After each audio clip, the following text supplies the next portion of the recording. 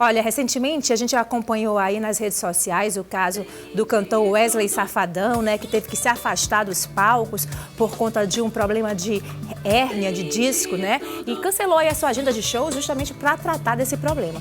A hérnia é uma lesão que ocorre com mais frequência na região lombar, é a que mais provoca dores, né, tanto nas costas também, nas pernas, alterações de sensibilidade nas regiões da coxa, perna e pé. A gente vai entender um pouquinho mais sobre esse assunto, o que é a hérnia de disco, por isso a gente está recebendo aqui no nosso quadro Hora Marcada o ortopedista, doutor Alexandre Dias. É um prazer receber o senhor aqui, doutor Alexandre. Seja bem-vindo ao nosso Tem de Tudo, tá certo? Eu que agradeço o convite, muito obrigado. É um prazer imenso poder estar aqui falando com você e com toda a população. Então, sempre que a gente acompanha um caso que tem grande repercussão, como foi o caso do Wesley Safadão, as pessoas terminam se voltando para aquele assunto e é até interessante, porque serve de alerta, né, para que se discuta e fale um pouco mais sobre o assunto. Eu queria começar perguntando para o senhor, que a gente sabe que hérnia de disco é uma coisa bem comum na população, o que causa a hérnia de disco? Como você bem citou, a hérnia de disco é a segunda causa mais comum de visita aos consultórios médicos, independente da especialidade. E ela tem um impacto socioeconômico muito grande de uma maneira geral. A causa, como nós costumamos dizer, ela é multifatorial, ou seja, tem fatores intrínsecos, ou seja, relacionados ao próprio indivíduo, ou seja, fatores genéticos e hereditários, mas também relacionados a fatores do ambiente externo.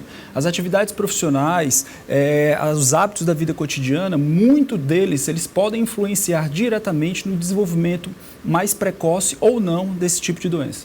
Tem a ver, de repente, com idade, sexo, geralmente é mais comum em homem ou mulher, de repente até com a atividade que você exerce, a gente sabe que tem algumas profissões que terminam forçando um pouco mais a postura, a coluna, tem alguma relação ou não, doutor? A hérnia de disco ela não é uma doença exclusiva do paciente de mais idade. A gente tem observado uma prevalência cada vez maior dessa doença, inclusive em pacientes jovens, em virtude da própria demanda do mundo moderno. Ou seja, hoje nós somos incumbidos a uma quantidade muito maior de trabalho e de esforços, o que acaba predispondo alguns indivíduos a desenvolvê-la de forma mais evidente. Como eu te disse, não há também uma prevalência, ou seja, um sexo mais exposto ao outro, mas algumas atividades profissionais, sabidamente, se tem uma incidência maior da doença.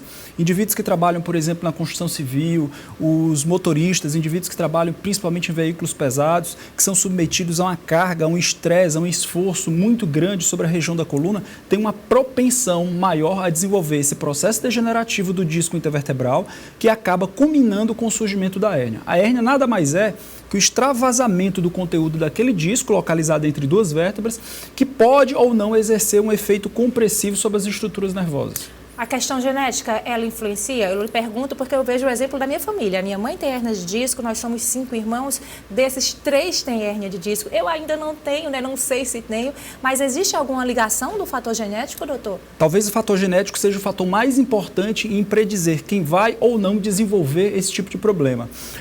A gente sabe que é uma incidência maior dessa doença em pacientes que têm uma história familiar já positiva. Então, eles são mais predispostos a desenvolver essa degeneração precoce do disco.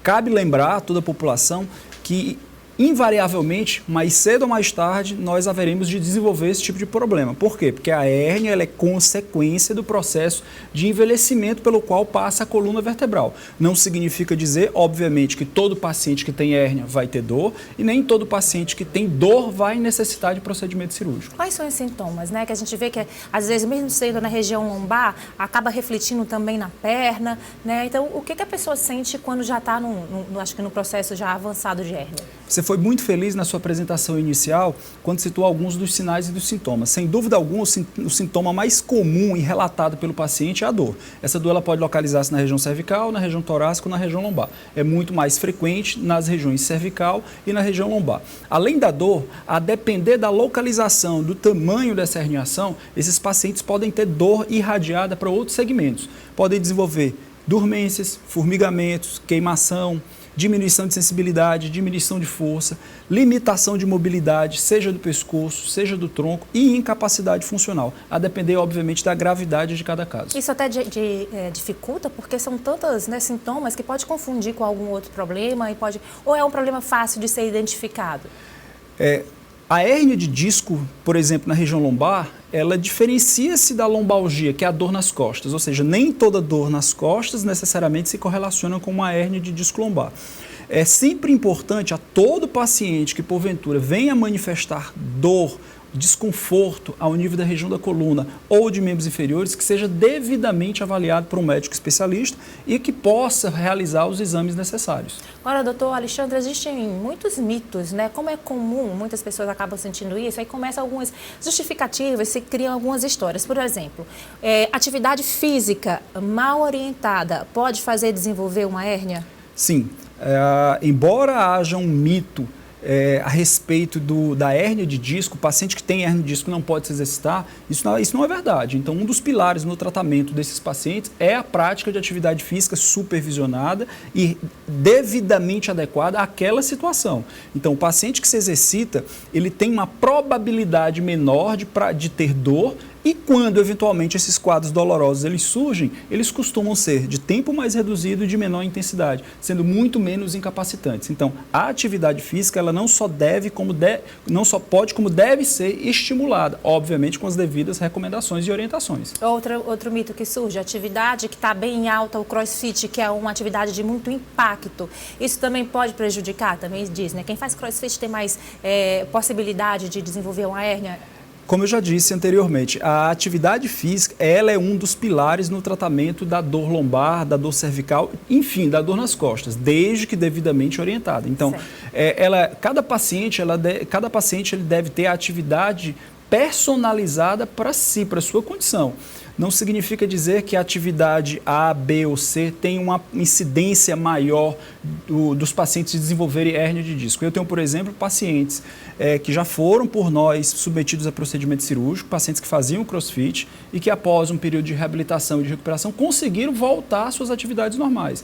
Então, é preciso haver esse ajuste fino e adequado e essa integração multidisciplinar e multiprofissional, ou seja, médico, paciente, educador físico, nutricionista e outras atividades e outras categorias afins. Então, resumindo, a atividade física sempre vai fazer bem, desde que bem orientada. Né? Em relação aos casos cirúrgicos, né? Quando é que eles chegam, né?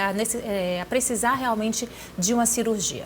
Eu costumo dizer a todos os pacientes que nos procuram no consultório que 96% dos pacientes que têm hérnia de disco, eles não precisam de cirurgia. Então, a cirurgia é sempre a última saída, o último recurso. Então, a indicação cirúrgica, ela se dá quando o paciente já queimou todas as etapas de tratamento clínico, ou seja, foi submetido a uso de medicação, a terapias, e não obteve sucesso, permanece com dor, permanece com incapacidade funcional. Quando esse paciente tem algum déficit neurológico agudo, perda de sensibilidade, perda de força que impacta diretamente na vida diária, ou quando essa perda de sensibilidade de força ela se dá de forma lenta e progressiva ao longo de um determinado período de tempo. Então, são essas basicamente as indicações para tratamento cirúrgico. Lembrando que grande maioria dos pacientes, eles beneficiam-se com o tratamento não cirúrgico, com o tratamento clínico. Eu costumo dizer aos meus pacientes, o resultado final está nas suas mãos. Então, é preciso, antes de mais nada, mudança de hábitos. É necessário o paciente querer. É necessário o paciente querer mudar os hábitos alimentares, perder peso, praticar exercícios e, obviamente, se afastar de algumas atividades que possam ser danosas e prejudiciais à sua coluna.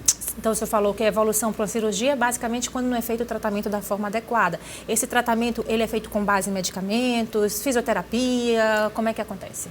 O tratamento, como eu lhe disse, é multidisciplinar, então envolve uma cadeia de profissionais que devem agir de forma integrada. Então, é fundamental, é importante a participação do fisioterapeuta, é importante a participação do educador físico, é importante a participação do nutricionista, é importante, muitas vezes, a participação da família do paciente, ou seja, a família tem que entender a necessidade que o paciente tem naquele momento, muitas vezes, de repouso e de mudança de hábitos. Tá certo, doutor. A gente agradece a sua participação. Como eu falei, é um assunto importante porque atinge boa parte da população e eu acho que não existe nada pior do que você viver com dor, né? Cai sua qualidade de vida, o seu rendimento no trabalho. Então, é uma situação muito complicada. Então, a dica que fica, no caso dos sintomas, você deve procurar um profissional, né, para que lhe dê as orientações necessárias. A recomendação que a gente deixa aqui a todo paciente com queixa de dor nas costas que perdurem por mais de 48 a 72 horas, que ele deva procurar assistência assistência médica especializada, para que ele seja devidamente avaliado e submetido aos exames necessários. Doutor Alexandre, agradeço sua participação, conversei aqui com o doutor Alexandre Dias, né, ortopedista, dando aí essas orientações para você que está passando por esse problema. Muito obrigada pela sua presença, seja sempre muito bem-vindo aqui ao Eu que lhe agradeço o convite, é sempre bom estar aqui. Obrigada, doutor.